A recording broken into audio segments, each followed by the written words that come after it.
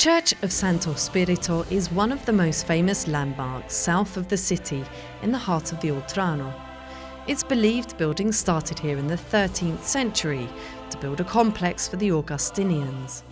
The church was designed by Filippo Brunelleschi, who of course designed Florence's most famous building, the Duomo's cupola. This was one of his last projects. It was designed in 1436, but he died before it was completed. Inside the church, it might seem rather simple and even plain perhaps compared to some of the other churches in Italy, but its plan is very clever and complicated.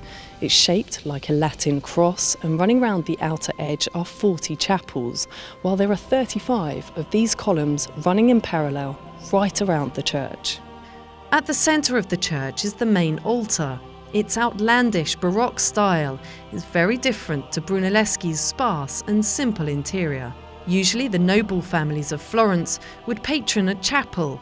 The Frescobaldi, Torrigiani and Antonella families all have connections here.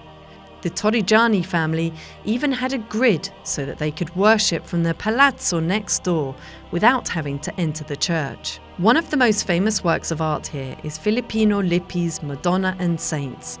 It's said to be one of his best works. The background shows a view of 15th century Florence and a palazzo near San Frediano. The outstanding frame is also by him. The sacristy is octagonal in shape. Here is a crucifix attributed to Michelangelo. It was found in 1962. Michelangelo would come here to study anatomy, and it's said this was a thank you gift to the prior. Here there is so much to see. It's really worth a visit for the art, the architecture and the history of this remarkable church.